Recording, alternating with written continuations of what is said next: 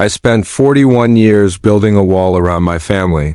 Turns out the man who tore it down had a key the whole time, because I gave it to him myself. Let me tell you something nobody tells you about being a caregiver. It break you all at once. It doesn't hit you like a truck and leave you flat on the pavement. No.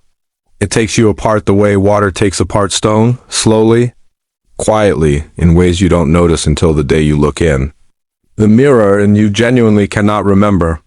The last time you slept past 5 in the morning, cannot remember the last meal you ate sitting down, cannot remember the last time someone asked how you were doing and actually waited for the answer. That was me. Walter Pierce, 79 years old. Retired government contractor. 33 years of federal service, clean record, good pension, a 4-bedroom brick colonial on Whitfield Lane in Ardsley Park, Savannah, Georgia. I paid that house off in 2007 and was proud of every single morning I backed out of that driveway. Ardsley Park, in case you don't know it, is old oaks dripping with moss, wide brick streets, the kind of neighborhood where people still wave at each other and mean it. We moved there in 1989. When the kids were small. Margaret picked the house, walked through the front door, looked at the light coming through the back windows and said, "This is it, Walter. This is where we raised them." 41 years of marriage. She was right about most things. I learned to stop being surprised by that somewhere around year 15. And for the last 28 months, I had been her full-time caregiver. My wife, Margaret, was diagnosed with early onset dementia at 66 years old. From that day forward, my entire world became her medication schedule, her appointments, her good days. And her bad days. That was my life. That was all of it. But here is what I didn't know was also happening during those same 28 months. The man I had been thanking God for every single day, the man I called my son, had been robbing me blind. And I will tell you exactly how he did it. We will get to that. The neurologist who diagnosed Margaret was Dr. Whitmore, a quiet man, kind eyes behind wire-rimmed glasses. The kind of doctor who has delivered bad news enough times that he has learned to slow down his voice.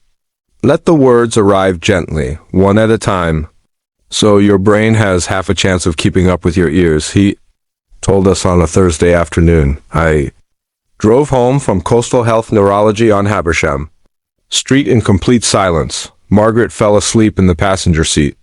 Somewhere on Victory Drive. Just gone. The way she sometimes did after long appointments, head tilted toward the window, one hand resting open in her lap like she was waiting for something to be placed in it. I watched her sleep at every red light. I told myself, drive, just drive, get her home, get her inside, then fall apart. I pulled into the driveway on Whitfield Lane and sat in that car for 20 minutes, just sat there. I thought about the retirement account. $360,000. Every dollar of it earmarked, not for travel, not for a fishing boat, not for any of the things men my age are supposed to spend retirement money on. Every dollar was for Margaret. For the memory care facility I had already quietly researched out on Wilmington Island, for the specific, deeply private fear I had carried for years without ever saying it out loud to another living soul, that I would die before her and leave her with nothing and no one. At 79. That fear is not abstract. It is the last thought I have every single night before I close my eyes. 3 days after Dr. Whitmore's office, my phone rang. My son, Daniel Pierce, his voice was warm, steady, the voice of a man who has already made up his mind. Dad, I'm coming home. You cannot do this by yourself, and that is not a conversation we're having. I'm just telling you I'm coming home. I want you to understand something about me. I'm not a man who cries easily. 33 years of federal service. A father who believed tears were a character flaw and raised me accordingly. I have been to funerals, layoffs, and one very bad winter in 2001 that I don't talk about.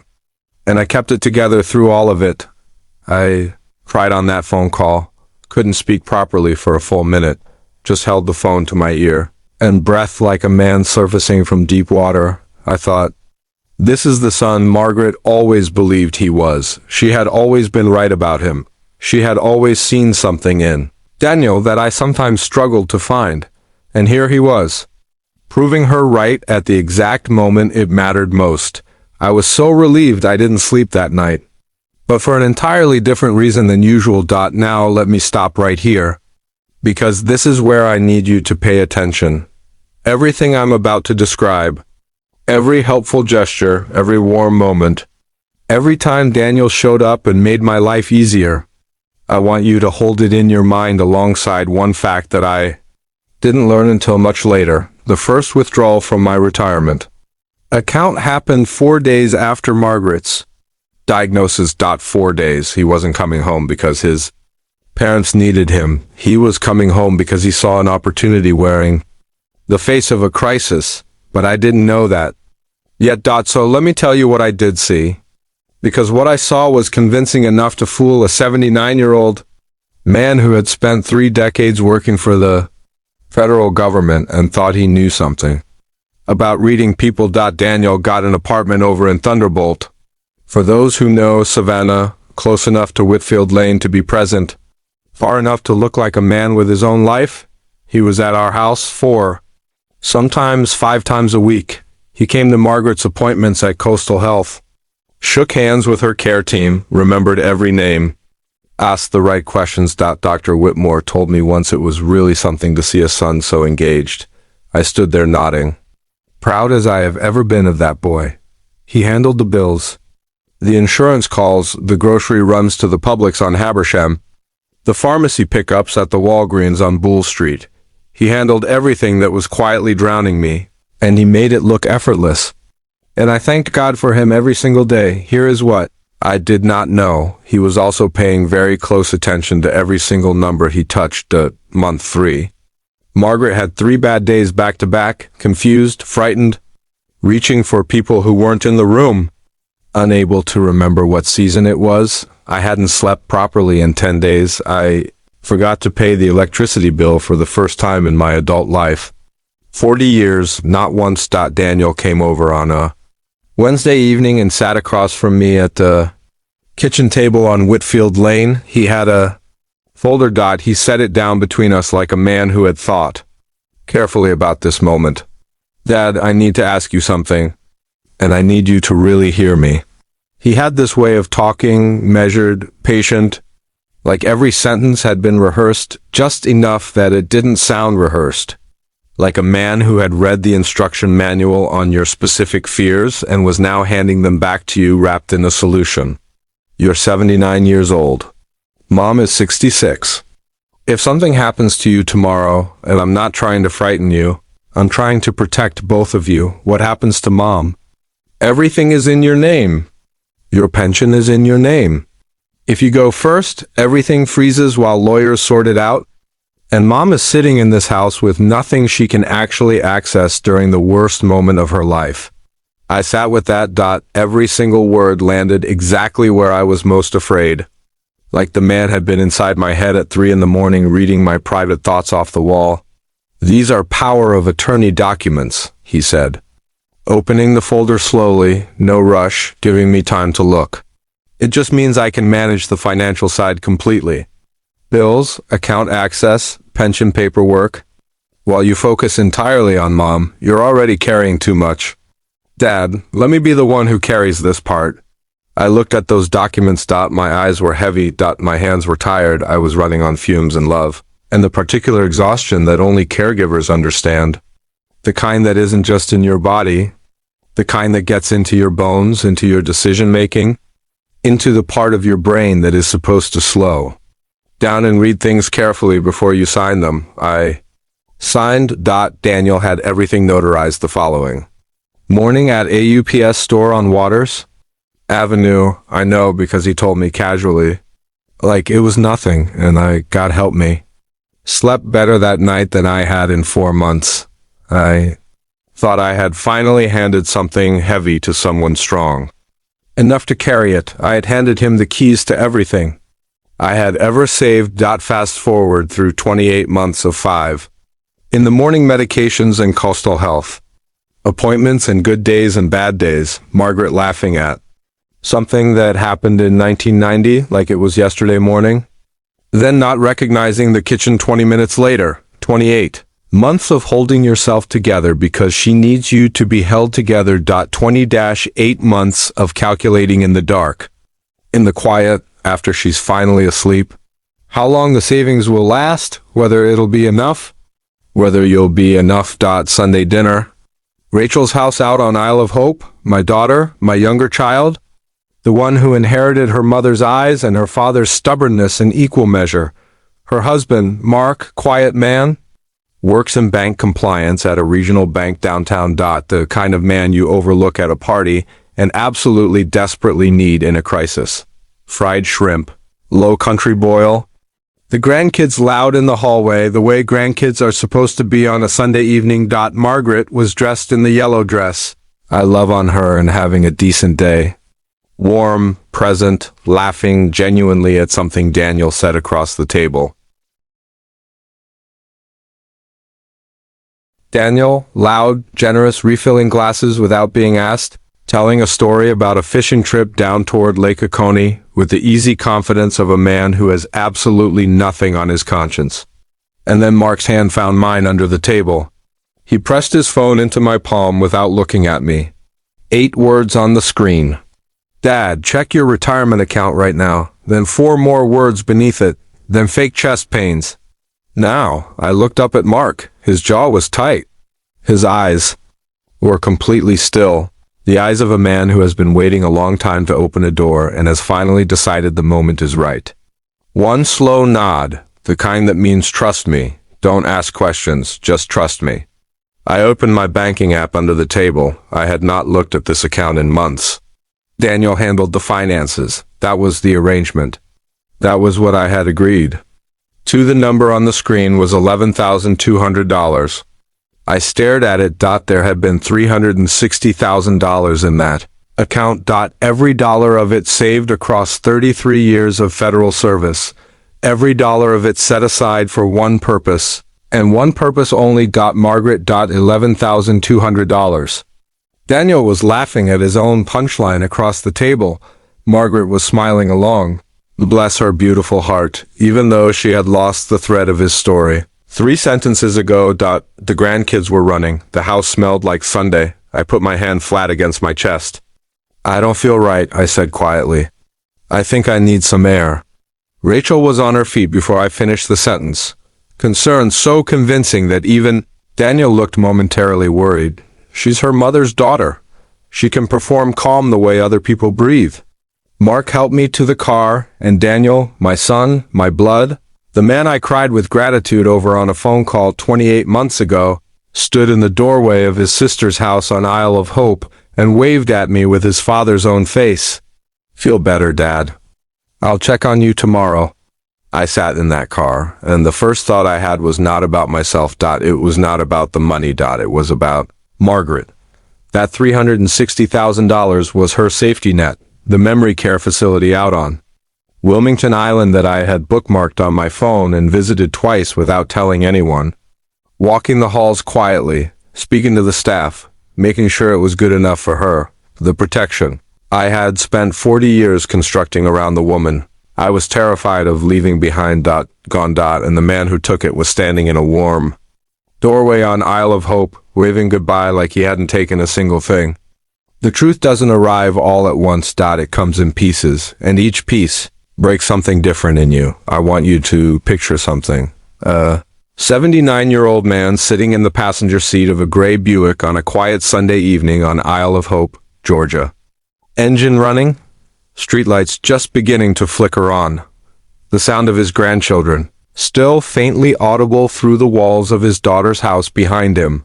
That man is staring at $11,200 on a phone screen. And that man is very, very still. Not because he is calm. I want to be absolutely clear about that. I was not calm. I was the opposite of calm. I was the kind of still that happens when your brain receives information so catastrophic that it simply refuses to move forward until it has processed what it is looking at. Like a computer that has been handed a file it was never built to open. 33 years of federal service, years of packed lunches and pre-owned cars and telling my kids no to things I probably could have said yes to. because every dollar that wasn't spent was a dollar that went into that account. For Margaret. Always for Margaret. Mark pulled out of the driveway without a word. He drove us. Downtown. Not to a hospital, not to a police station. To his office building on Bay Street, 7th floor. The building was empty on a Sunday evening. And then our footsteps echoed in the lobby like we were walking through a church. Which in a way, I suppose we were. He was about to show me something sacred and devastating. I wasn't going to be the same. Man on the other side of it. Mark closed the door. He sat down. He looked at me the way a doctor looks at you, right? Before he tells you something you cannot unhear. Walter, he said. And he never called me Walter. It was always Dad.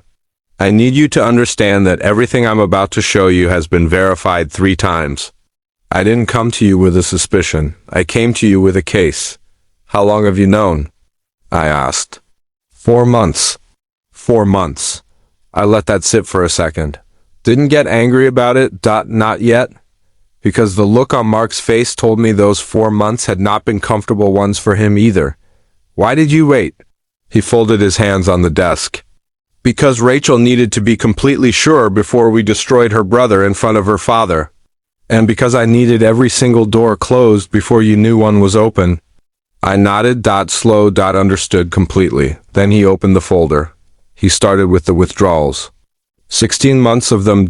Always between $3,000 and $5,000. Never above $9,000. Spread across irregular intervals. Never the same week twice. Never the same amount twice. Sloppy. Enough to spend freely. Careful enough to avoid automatic federal reporting triggers. This technique has a name, Mark said, sliding the first document across the desk. It's called structuring. And it is a federal crime entirely separate from the fraud itself. I looked at the withdrawal receipts laid out in a timeline across his desk. 16 months of them. Neat. Documented. Damning. My son had been stealing from me with the careful, patient discipline of a professional. The same discipline I had tried to teach him his entire life. He had finally applied it to something, just not to anything good. Then the pension. Daniel had used my power of attorney, the document I signed at that kitchen table on Whitfield Lane on the night I was too exhausted to read carefully. To contact my pension administrator directly, he presented the legal documentation. Everything looked legitimate because it was legitimate paperwork. He requested that my monthly pension distributions be redirected to a secondary account he controlled. The administrator processed it without question. Why would they question it? The paperwork was perfect. My son had made sure of that. I did not respond to it immediately. I just looked at the wall behind Mark's head and did the math and felt something move through me that I don't have a clean word for. Not anger. Not grief, something older and colder than both of those things. Then the statements. Daniel had quietly changed the correspondence address on my retirement account to a PO box he had opened privately on Waters Avenue. I had stopped receiving paper statements, and because Daniel handled the finances, because that was our arrangement, because I trusted him completely, I had never noticed that they stopped coming. I had been flying blind for over a year, and my son had been the one who turned off the lights. Then Margaret's account. Mark slid a single page across the desk, and I knew from his face before I looked at it that this one was going to be the worst one. Margaret had maintained a small private savings account for decades, her own quiet money, her own small sense of personal security in a marriage, where I handled most of the finances. She never talked about it much. It was just hers. Something she had built slowly and carefully across 40 years. The way women of her generation sometimes kept something quietly for themselves. Gone. Liquidated completely using her power of attorney. On her bad days, she didn't remember it existed. On her good days, she didn't think to check. Daniel had picked his moment with surgical precision. I put both hands flat on Mark's desk and looked at them for a moment. Just my hands. Old hands. Hands that had worked for 33 years and signed documents on a tired Wednesday night and apparently had not done enough. There's one more, Mark said. I looked up. He slid the final document across last, deliberately. The way you save the heaviest thing for when someone has had a moment to brace. It was a beneficiary change form. My signature was on it. I recognized the morning it had been signed. Month 9, a rushed Tuesday. Margaret had been up most of the night, and I was running on nothing, trying to get her ready for an appointment at Coastal Health. Daniel had arrived with coffee and a stack of papers and said, "Dad, just sign these. Routine account maintenance." I've handled everything. I had signed without reading. Among those papers was a form removing Rachel and the grandchildren entirely from my retirement account beneficiaries, replacing them with Daniel. My own hand. My own signature, removing my daughter and my grandchildren from everything I had spent my life building. I signed it myself. I just didn't know what I was signing. Mark wasn't finished. "There's something else you need to know," he said. And this is the part that made me move when I did. For the past several months, Daniel had been making quiet, careful observations to extended family members. At cookouts. On phone calls. In the parking lot after church. Things like, "Dad's really struggling. I worry about him constantly. He's not managing as well as he thinks he is, and I've had to step in more than anyone outside the family realizes." An elder law attorney Mark had privately consulted recognized the pattern. Immediately. Daniel was laying groundwork for a conservatorship petition. If he could have me declared financially incompetent through a court proceeding, and he had been quietly, patiently building that social record for months, he would become my legal conservator. Everything he was doing illegally would have become court-sanctioned. Everything I still owned would have transferred to his legal control. He wasn't just stealing from me. He was building a legal cage around me, one quiet comment at a time. I sat in that chair on the 7th floor of a building on Bay Street, and I looked at Mark Delaney, my daughter's husband, the quiet man nobody pays attention to at parties, the man I had eaten Sunday dinner across from for 12 years, and I felt something shift permanently inside my chest. "How did you find it?" I asked. "Routine compliance review," he said. The structured withdrawals flagged a pattern report. I pulled the file. "I saw your name, and then?" I closed my office door, and I didn't say a word to anyone until I was certain. My phone rang. "Rachel?" Mark answered and put it on speaker. Her voice was completely controlled. The voice of a woman who has been holding herself together through sheer force of will for several hours, and is succeeding, but only barely. She told us Margaret was fine. The grandkids were settled. Daniel was still there, asking questions about my health, hovering with concern, performing devotion for an audience of one. Then she paused. "Dad," she said quietly, "Mom just told Daniel he's a good boy." She patted his hand. "She said he always was." Nobody spoke for a moment. The three of us just sat with that sentence. I told her he just stepped out for some air. Rachel continued. I kept my voice completely normal. Then the line went quiet, and I could hear her breathing through her nose, hard and measured, the way she does when she's refusing to cry in front of people who need her to be steady. I thought about what that moment had cost my daughter. Rachel had spent her entire life defending Daniel to me, to her mother, to relatives who whispered at holiday dinners, to her own doubts at 2 a.m. when she lay awake wondering.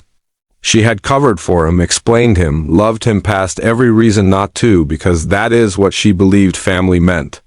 And he had used that love as cover while he robbed their father of the one thing he was saving for their mother. Then Mark said something to me quietly, almost to himself. "What do you want to do, Walter?" And here is the thing about being 79 years old and sitting in an empty office, building on a Sunday night with $11,200 left to your name, and the full weight of what just happened pressing down on every bone in your body. You have two choices. You can be loud about it. You can call your son right now and say every true and terrible thing that is currently sitting in your chest looking for a way out. Or you can be something quieter, something colder, something that actually helps her. I thought about Margaret out on Wilmington Island, the memory care facility, the staff I had spoken to. I thought about what the next chapter of her life was supposed to look like, and what it would look like if I let anger make my next decision for me. I looked at Mark. I want every door closed before he knows one is open, I said. Not for me, for her. I want her protected first. Everything else comes after that. Mark nodded once. He already had a plan. Revenge is loud. Justice is quiet. I chose the one that actually helped her there. It's something nobody tells you about justice. It doesn't feel the way you think it will. You spend your whole life watching movies where the good guy gets his moment, the dramatic confrontation, the speech, the satisfaction of watching the villain finally understand what they've done. You think that when your moment comes, it's going to feel like winning, like exhaling after holding your breath for a very long time. What nobody tells you is that when the moment finally arrives, when it's real, when it's your family, when the villain is your own blood, it doesn't feel like winning at all. It feels like amputation, necessary, correct, and permanent. I drove home to Whitfield Lane that Sunday night, and I sat in my driveway for the second time in 28 months. First time I sat there, I was trying to figure out how to protect Margaret from a diagnosis. This time I was trying to figure out how to protect Margaret from her own son. The next morning, I was on the phone with an elder law attorney, a woman named Diane Sorrell, whose office was over on Victory Drive. 12 minutes from my house. Mark had already called ahead. She was expecting me. I walked in at 9 in the morning with every document Mark had given me the night before, and she went through them the way surgeons go through a body, methodically, without flinching, seeing exactly what needed to come out. By noon that same day, the power of attorney documents Daniel held over both me and Margaret had been formally revoked. Every single one, filed, processed, and effective immediately. Daniel lost all legal access to both accounts before he sat down to eat his Monday lunch. He had no idea. Diane then initiated emergency beneficiary correction proceedings with my retirement account administrator, reversing the form I had unknowingly signed on that rush Tuesday morning, the one that removed Rachel and the grandchildren from everything. My daughter and my grandchildren were restored. Daniel was removed. He still had no idea. Day 2. Mark's compliance department at the bank opened a formal internal investigation. The evidence trail Mark had spent 4 months building was handed to the fraud team in a package so clean and so complete that the senior investigator, a man named Detective Marcus Doyle from the Savannah Chatham Financial Crimes Unit, told Mark it was the most organized case file he had received from a private citizen in 11 years. Mark being Mark, he simply nodded and said, "Thank you." Day 3. Daniel came to the house on Whitfield Lane. He brought food, sat with Margaret while she watched her program, straightened the living room without being asked, poured me a glass of sweet tea, and asked how I was feeling after the scare at Sunday dinner. Much better, I told him. Just tired. You know how it is? You need to take care of yourself, Dad, he said. I worry about you. I looked at my son sitting across from me in my living room. I thought about $11,200. I thought about Margaret's private savings account, the one she had quietly built across 40 years, gone completely. I thought about the conservatorship groundwork he had been laying in the minds of family members for months. The cage she was building around me, one quiet comment at a time. I picked up my glass of sweet tea, and I said, "You're right, son. I'm going to start paying very close attention to everything going forward." He nodded, looked satisfied. He had absolutely no idea what was already in motion around him. Day 4. My daughter Rachel went to the house on Whitfield Lane on a Tuesday morning while Daniel thought she was at work. She moved through her childhood home with her spare key and a list of documents. Diane Sorrell needed original paperwork, files from the back office, things Daniel didn't know she could access because he had never considered that Rachel might stop defending him long enough to move against him. She told me later that she didn't allow herself to feel anything while she was inside the house. She was completely focused, and she felt nothing until she was back in her car with the documents on the passenger seat. Then she sat there for 10 minutes before she could drive. I didn't ask her what the 10 minutes felt like. I already knew. Day 6. Diane initiated emergency Medicaid planning proceedings, identifying every protective measure still available to us given the documented fraud circumstances. She found pathways I didn't know existed, legal structures that could still shield Margaret's care options even with the account depleted the way it had been. The memory care facility out on Wilmington Island, the one I had visited twice in secret, the one I had bookmarked on my phone and prayed over in the dark, was still reachable. Margaret was going to be okay. For the first time in 9 days, I exhaled all the way. Day 7, Daniel came back. He stayed longer this time. Asked careful questions about my health. Wondered aloud whether I had thought about updating my advanced directive paperwork. Just being responsible. Dad, just thinking ahead. I looked at my son for a long, quiet moment. I almost felt sorry for him. Almost. You're absolutely right, Daniel, I said. I should be thinking ahead. He smiled. He drove home. Every door around him was already closed. He just hadn't tried any of them yet. Day 9. Sunday, I called Daniel in the morning.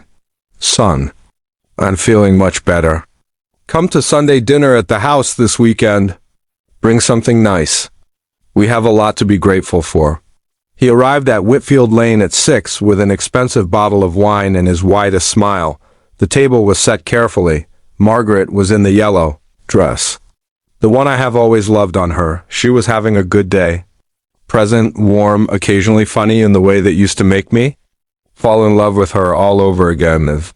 Middle of an ordinary Tuesday. She told a story from 38 years ago that made Rachel laugh despite everything she was carrying inside her chest. Rachel, sitting at that table with her mother's laugh in her ears and 4 months of her brother's betrayal in her bones, holding it all together with nothing but love and sheer will. Mark sat beside her, quiet, steady, unremarkable to anyone who didn't know what he had done, which was everyone at that table except me. Daniel sat at the head of the table and was everything he had always performed being: charming, generous, devoted, refilling glasses, laughing at his own jokes. The golden sun at Sunday dinner like none of the last 16 months had ever happened. The food was good. The company was almost convincing. And then, midway through the first course, there was a knock at the front door. I stood up. I walked to the door on Whitfield Lane. My house, my floors, my 40 years, and I opened it. 2 financial crimes detectives, plainclothes, paperwork in hand, professional, calm, and completely unhurried, Detective Marcus Doyle and his partner. I had spoken to them 3 days earlier. They knew exactly where they were going and exactly who they were there for. I heard Daniel stop talking mid-sentence. I stepped aside. The detectives walked in. I watched my son's face in the moment he understood what was happening. And I want to tell you something because this part matters. There was no guilt on his face first. Even now, even in this moment, his first instinct was not remorse. His eyes moved fast across the room, to me, to Mark, to Rachel, to the door, looking for the exit that did not exist. There was no exit. Every door was closed. Rachel stood up slowly. She had been thinking about what she wanted to say for 9 days. She had rehearsed it, revised it, stripped it down, and when the moment finally arrived, she found it was simpler than anything she had prepared. She did not raise her voice. She did not cry. I want you to look at Mom before you leave this house, Daniel. The room went quiet. Daniel looked at Margaret. Margaret was looking back at her son with complete and total warmth. She did not fully understand what was happening around her. She thought perhaps Daniel was leaving early after a lovely dinner, the way he sometimes did. And she didn't want him to go yet. She lifted her hand. She waved at him gently. "Good night, sweetheart," she said softly. "You're such a good boy. You always have been." Rachel let that sit in the room. Let it breathe. Let every person at that table feel the full weight of what Margaret's disease had just done. Protected her son from ever having to watch her face change. Daniel would never see his mother understand what he had done. Her dementia would carry him safely through the rest of her life with his name clean and warm in her memory. He would never have to earn that. Then Rachel spoke quietly, directly, finally. She will probably always believe that, Daniel. Her mind will protect you from ever seeing her face change. You will never have to watch her understand what you did to this family. She didn't pause. She didn't waver. But I understand it. Dad understands it. And I need you to know every withdrawal you made while he was awake at 5 in the morning giving her medication.